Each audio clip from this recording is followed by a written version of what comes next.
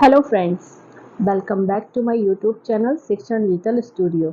इस वीडियो में हम बात करने वाले हैं आधुनिक भारत के इतिहास के अंतर्गत अंग्रेजों के भारत आगमन की। इससे पहले के वीडियो में हम पुर्तगालियों का तथा डचों का भारत आगमन देख चुके हैं। तो चलिए शुरू करते हैं आज का वीडियो। लेकिन वीडियो में आगे बढ़ने से पहले अगर अभी तक आपने मेरे चैनल को सब्सक्राइब नहीं किया है तो इसे सब्सक्राइब करें, शेयर करें तथा बेल आइकन प्रेस करना बिल्कुल न भूलें, जिससे आपको मेरे आगे आने वाले सभी वीडियोज़ की नोटिफिकेशन प्राप्त हो सके। तो चलिए शुरू करते हैं। अंग्रेजों का भारत आगमन।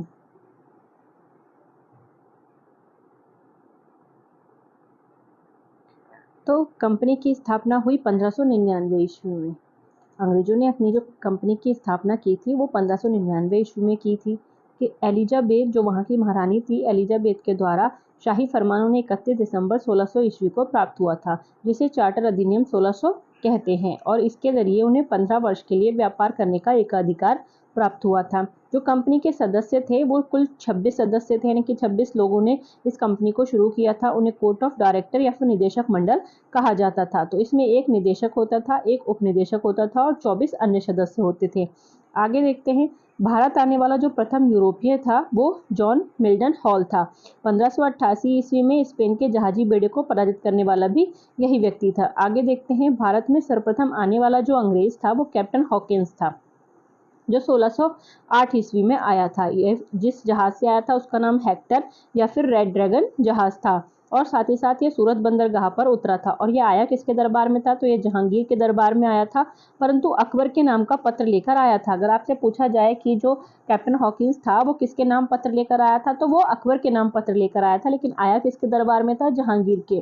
क्योंकि क्या था, जब ईस्ट इंडिया कंपनी की स्थापना हुई, जब वो वहां से चला, उस टाइम पे यहाँ का जो शासक था वो अकबर था। लेकिन 1606 में जब अकबर की मृत्यु हो जाती है, उसके बाद यहाँ पर शासक बन जाता है जहांगीर। और जब 1608 में कैप्टन हॉकिंस आता है तो उसे ये पता नहीं होता है कि अकबर अकबर की मृत्यु हो चुकी है और जो यहाँ का शासक है वो जहांगीर बन चुका है। तो वो जहांगीर के दरबार में आता है और किसके? जेम्स प्रथम के राजदूत में आया होता है। आपने ऊपर देखा कि जब 1600 ईस्वी में इस कंपनी की स्थापना होती है तो उस टाइम पे जो महारानी थी वो कौन थी? एलिजाबेथ थी। तो वहां पर भी सत्ता का परिवर्तन हो गया है और भारत में भी सत्ता का परिवर्तन हो गया है। तो यह अकबर के नाम का पत्र लेकर तो आया था, लेकिन जहांगीर के दरबार में आया था। साथ ही ईस्ट इंडिया कंपनी की जो स्थापना थी वो एलिजाबेथ के टाइम पे हुई थी, लेकिन ये पत्र किसका लेकर आया था? जेम्स प्रथम का। तो उसके बाद क्या, 1609 ईस्वी में यह मुगल दरबार पहुंचा और ये क्या, तुर्की और फारसी भाषा दोनों का ज्ञाता था, यानी कि दोनों भाषाएं इसे आती थी। इसके अलावा जब ये यहाँ पर आया तो इसने जहांगीर के दरबार में आके उससे बातचीत करी। जहांगीर इससे प्रसन्न हुआ और जहांगीर ने इसे 400 का मनसब दिया तथा खान की उपाधि प्रदान की। यह दरबार में, यानी कि मुगल दरबार में 3 वर्ष तक रहा और 1611 में फिर वापस चला गया। अब क्या था, इसने काम क्या क्या किए यहाँ आकर? तो सूरत में इसने कंपनी या फैक्ट्री खोलने की अनुमति प्राप्त कर ली, लेकिन शीघ्र ही अनुमति क्या थी वो रद्द कर दी गई। क्या था, इनसे पहले पुर्तगाली यहाँ पर आए हुए थे और पुर्तगालियों का अच्छा खासा प्रभाव मुगल दरबार में बना हुआ था। तो जब मुगलों ने, यानी कि जब जहांगीर ने इसको फैक्ट्री खोलने की अनुमति दे दी तो पुर्तगालियों को लगा कि अब हमारे व्यापार में ये क्या कंपटीशन बढ़ाएंगे। तो उसने क्या किया, मुगल दरबार से मतलब बातचीत करके इनकी जो कंपनी की अनुमति थी उसको रद्द करवा दिया।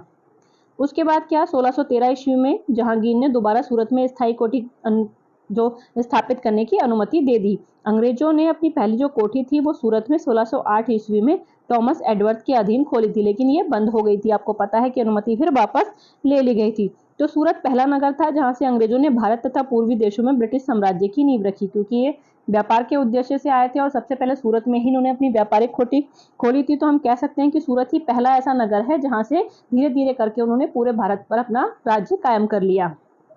नोट देखते हैं एक, तो 1603 ईस्वी में एलिजाबेथ की मृत्यु के पश्चात कंपनी ने 1609 में जेम्स प्रथम से पुनः चार्टर प्राप्त किया था, क्योंकि 1600 ईस्वी में क्या था, एलिजाबेथ ने उनको चार्टर दिया था, लेकिन 1603 में उसकी मृत्यु हो जाती है। तो उन्होंने, जब जेम्स प्रथम राजा बनता है तो उन्हें पुनः जो जेम्स प्रथम था उससे फिर से चार्टर प्राप्त किया था। साथ ही साथ क्या था, कंपनी ने चार्ल्स द्वितीय को 1,10,000 पाउंड का कर्ज भी दिया था। कंपनी का जो नाम था वो governor and company of merchants of London trading into east Indies था। ये ईस्ट इंडिया कंपनी का पूरा नाम था। आगे देखते हैं। हॉकिंस के पश्चात भारत आने वाला जो अंग्रेज था वो सर टॉमस रो था, जो कि 1615 ईस्वी में आया था। जेम्स प्रथम का दूत था, ये भी जेम्स प्रथम का ही दूत था, और ये भी भारत में रहकर कृपा पाने में सफल रहा। 3 वर्ष तक रहा, कहाँ, अजमेर, मांडू और इलाहाबाद में। उसके बाद 1618 में इसने कोठियां स्थापित करने की आज्ञा प्राप्त की और 1619 में यहाँ से वापस चला गया। अब क्या था, 1623 ईस्वी तक ये सूरत, यानी कि जो 1608 में बननी शुरू हुई थी इनकी कंपनी सूरत में, वो 1613 में इन्हें दोबारा जो अनुमति मिली, तो पहली कोठी इनकी सूरत, उसके बाद अहमदाबाद, आगरा, अमारगांव, हुगली, भड़ौच, मसूलीपट्टनम, अजमेर, ढाका, और इन सब में 1623 तक ये फैक्ट्रियां स्थापित कर चुके थे। 1640 ईस्वी में मद्रास नगर की स्थापना की। मद्रास नगर की स्थापना कैसे की इन्होंने, 1639 में चंद्रगिरी के जो राजा थे उस टाइम पे, दरमेला वेंकटप्पा, उनसे इन्होंने क्या किया, जो फ्रांसिस डे नाम का व्यक्ति था, जिसको मद्रास का संस्थापक भी कहा जाता है, उसको क्या किया, जो चंद्रगिरी थी वो उसको इनको पट्टे पर दे दिया, यानी कि अंग्रेजों को पट्टे पर दे दिया, जहां पर इन्होंने एक किले का निर्माण किया और उसका नाम रखा फोर्ट सेंट जॉर्ज। 1632 में अंग्रेजों ने गोलकुंडा के जो शासक था उससे एक फरमान प्राप्त कर लिया, जिसमें क्या था कि 500 पैगोडा वार्षिक देने पर गोलकुंडा के राज्य के बाहर, जो गोलकुंडा राज्य से के जो बंदरगाह थे वहां से ये मुक्त व्यापार कर पाएंगे। आपको पता है पैगोडा क्या था, पैगोडा पुर्तगालियों की चलाई हुई मुद्रा थी, क्योंकि वो पहले से वहां पर चलती थी, तो 500 पैगोडा वार्षिक देने पर ये गोलकुंडा के राज्य की जो बंदरगाह थे वहां से मुक्त व्यापार कर सकते थे। ऐसा इन्होंने फरमान गोलकुंडा के शासक से प्राप्त कर लिया। उसके बाद एक मैड्रिड की संधि थी जो 1630 ईस्वी में हुई थी अंग्रेज और पुर्तगालियों के मध्य शांतिपूर्ण व्यापार करने के लिए, कि मतलब ना हम तो आपके व्यापार में इंटरफेयर करेंगे, ना ही आप हमारे व्यापार में इंटरफेयर करेंगे। तो इस तरह इसके लिए एक इनकी संधि हुई। 1661 ईस्वी में चार्ल्स द्वितीय का विवाह पुर्तगाली राजकुमारी कैथरीन के साथ हुआ तथा उन्हें दहेज के रूप में बंबई मिल गया। अब आपको पता है, आपने पुर्तगालियों वाले चैप्टर उसमें भी पढ़ा था कि 1661 ईस्वी में क्या था, पुर्तगालियों ने जो चार्ल्स द्वितीय थे उनकी जब शादी हुई उनकी राजकुमारी से, तो उन्होंने जो बंबई उनके पास था उसको दहेज में दे दिया। अब क्या किया, 1668 ईस्वी में राजा ने इसे 10 पाउंड वार्षिक किराए पर ईस्ट इंडिया कंपनी को प्रदान कर दिया। 1687 ईस्वी में सूरत की जगह बंबई को इन्होंने फिर क्या किया, व्यापारिक कोठी बना लिया।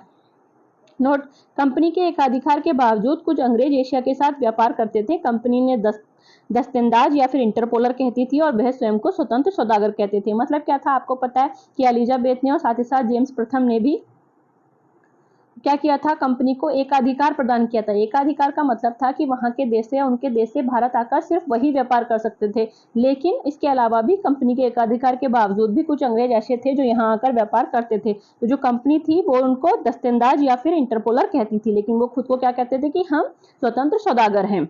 फिर क्या था, बंगाल में इन्होंने पहली कोठी 1651 में हुगली में खोली, जो कि ब्रिजमैन के नेतृत्व में खोली थी। अन्य जो कोठियां थी इनकी बंगाल में, वो कासिम बाजार, ढाका, पटना और राजमहल थी। इसके अलावा महानदी के मुहाने पर हरिहरपुर तथा बालासोर 1633 ईस्वी में स्थापित की। फिर बंगाल में जो व्यापारिक वस्तुएं थी इनकी, वो रेशम, सूती वस्त्र, शोरा और चीनी थी। 1651 ईस्वी में गैब्रियन बॉटम ने बंगाल के सूबेदार शाह सुजा से अंग्रेजी कंपनी के लिए एक लाइसेंस प्राप्त किया। अब क्या था, अभी आपको पता, ऊपर गोलकुंडा के उनसे इनको एक फरमान प्राप्त हुआ है। इसी तरह से इन्होंने 1651 ईस्वी में जो बंगाल का सूबेदार था शाह सुजा, उससे भी लाइसेंस प्राप्त किया। क्या लाइसेंस था वो, कि बंगाल, बिहार और उड़ीसा में ये मुफ्त व्यापार कर सकेंगे। किस उस पर मुफ्त कर सकेंगे, कि 3000 वार्षिक कर देंगे, और इसे निशान कहा गया, मतलब 3000 रुपए एक साल में भर देंगे इकट्ठा, और उसके बाद जितना मर्जी चाहे वहां से व्यापार कर सकते हैं, इसको निशान कहा गया। 1677 ईस्वी में गेराल्ड अंगियर ने आधुनिक बंबई नगर की नींव डाली। जैसे दिल्ली लुटियंस ने बसाई थी, ऐसे ही बंबई नगर की जो नींव थी वो गेराल्ड आंगियर ने डाली। इसे बंबई का संस्थापक कहा जाता है। 1880 में औरंगजेब ने एक फरमान जारी किया कि 2% चुंगी और 1.5% जजिया कर देने पे, मतलब जो अंग्रेज हैं उनको भी देना पड़ेगा। तो ये इसके लिए मान गए। लेकिन क्या हुआ फिर 1886 ईस्वी में अंग्रेजों ने हुगली को लूटा, ये ढुंगली लिख गया है, या हुगली को लूटा। उसके बाद 1628 ईस्वी में सर जॉन चाइल्ड ने मुगल जहाजों को पकड़ लिया और मक्का जाने वाले जहाजों को लूटा। इससे क्या हुआ, औरंगजेब को बहुत ज्यादा गुस्सा आया कि मतलब उसी के वहां पर रहकर व्यापार कर रहे हैं और उसी के जो जहाज है उनको पकड़ रहे हैं, और साथ ही जो मक्का जाने वाले यात्री थे उनको लूट रहे हैं। तो औरंगजेब से फिर इनको युद्ध करना पड़ा। इसके युद्ध में क्या हुआ, जाहिर सी बात है कि औरंगजेब उस टाइम पर शक्तिशाली राजा था, मुगलों की सेना काफी ताकतवर थी और इनकी सेना उनके सामने कम थी, क्योंकि अभी सिर्फ व्यापारी के रूप में थे, यहाँ पर इन्होंने अपने पैर जमाए नहीं थे। तो औरंगजेब के साथ जब इनका युद्ध हुआ तो पटना, कासिम बाजार, मछलीपट्टनम, विशाखापट्टनम और जो सूरत की कोठियां थी वो इनसे छीन ली गई। अब जब छीन ली गई तो इनको व्यापार में नुकसान होने लगा। फिर जॉब चॉर्नोक के प्रयासों से समझौता हुआ और समझौते की क्या क्या शर्तें थी कि सर जो जॉन चाइल्ड थे जिन्होंने ये हरकत की थी उन्होंने औरंगजेब से माफ़ी मांगी। इसके अलावा 17 लाख पाउंड धन स्वरूप दिए। उसके बाद सर जॉन चाइल्ड को भारत से निष्कासित कर दिया गया। उसके बाद 1690 ईस्वी में जॉब चार्नक ने सूतानाती में एक कोठी खोली। 1696 में किलेबंदी का अधिकार भी मिल गया। अब क्या था, क्योंकि जॉब चार्नक की वजह से समझौता हुआ था तो उसे लगा जॉब चार्नक अच्छा इंसान है, तो 1690 में क्या हुआ, जॉब चार्नक ने जो सूतानाती एरिया जगह थी वहां पर एक कोठी खोली और 1696 में इसकी किलेबंदी भी कर ली। किलेबंदी क्यों कर ली, क्योंकि जो शोभा सिंह नाम का एक व्यक्ति था उसने विद्रोह कर दिया था, यानी कि उनकी कोठी पर अधिक विद्रोह हुआ, तो उनको लगा कि ऐसे विद्रोह होंगे तो इससे हमारी जो फैक्ट्री है उसको नुकसान होगा। तो इन्होंने वहां के जो शासक था, शासक से बात करके कहा कि भाई हमें अपनी जो फैक्ट्री है उसकी सुरक्षा के लिए इसकी किलेबंदी करनी होगी, तो उनको ये बात का मतलब अधिकार दे दिया गया। उसके बाद इन्होंने वहां पे किलेबंदी करके उसको एक फोर्ट यानी कि किले में तब्दील कर दिया और उसका नाम रखा फोर्ट विलियम, और जो यहाँ का पहला प्रेसिडेंट था वो चार्ल्स आयर बना था।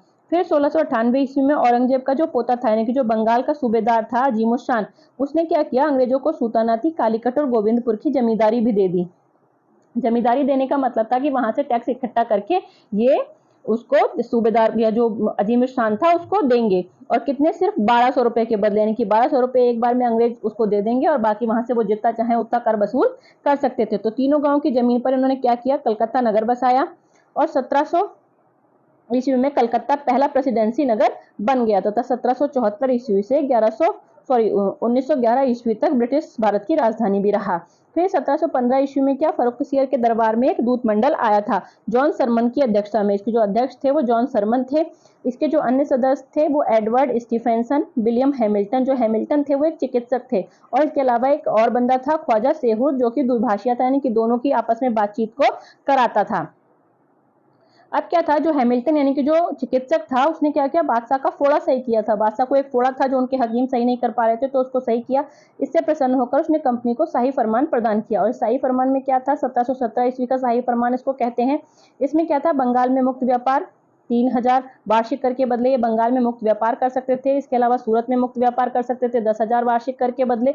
फिर कंपनी के सिक्कों को मुगल शासन में मान्यता भी मिल गई। ब्रिटिश इतिहासकार ऑर्म ने इसे कंपनी का मैग्ना कार्टा या फिर महान अधिकार पत्र कहा है। इसके अलावा एक अन्य फैक्ट है कि जो सलीम और अनारकली की कथा का उल्लेख है वो विलियम फिंच करता है। तो ये अंग्रेजी ईस्ट इंडिया कंपनी का इतिहास है। आगे देखते हैं डेनिश या डेन कंपनी का भारत में आगमन। डेन क्या थे, 1616 में भारत आए। प्रथम फैक्ट्री इन्होंने 1620 में ट्रांकेपुर तंजौर में स्थापित की। दूसरी फैक्ट्री 1676 ईस्वी में श्रीरामपुर पश्चिम बंगाल में स्थापित की। इन्होंने ज्यादा दिन तक यहाँ पर व्यापार नहीं किया, 25 वर्ष व्यापार किया और 1745 ईस्वी में सभी जो फैक्ट्रियां थी इनकी वो अंग्रेजों को बेच दी और सदा सदा के लिए भारत से चले गए। हमने देखा कि ईस्ट इंडिया कंपनी और डेनिश जो कंपनी थी वो भारत में कैसे आई और डेनिश इनके सामने नहीं टिक पाया। डेनिशों ने अपना सारा बिजनेस इनको बेच के यहाँ से चले गए। आगे के वीडियो में हम देखेंगे कि फ्रांसीसी कंपनी भारत में कैसे आई, फ्रांसीसी कंपनी का आगमन, और उसके बाद देखें हम अंग्रेज और फ्रांसीसियों के मध्य जो युद्ध हुए, यानी कि व्यापार के लिए जो दोनों में प्रतिद्वंदिता थी उसके परिणाम स्वरूप जो युद्ध हुए, कर्नाटक के युद्ध, उनके बारे में हम पढ़ेंगे। अगर आप इसी तरह से मेरे साथ डिटेल में हिस्ट्री पढ़ना चाहते हैं तो बने रहिए मेरे साथ। Thank you for watching.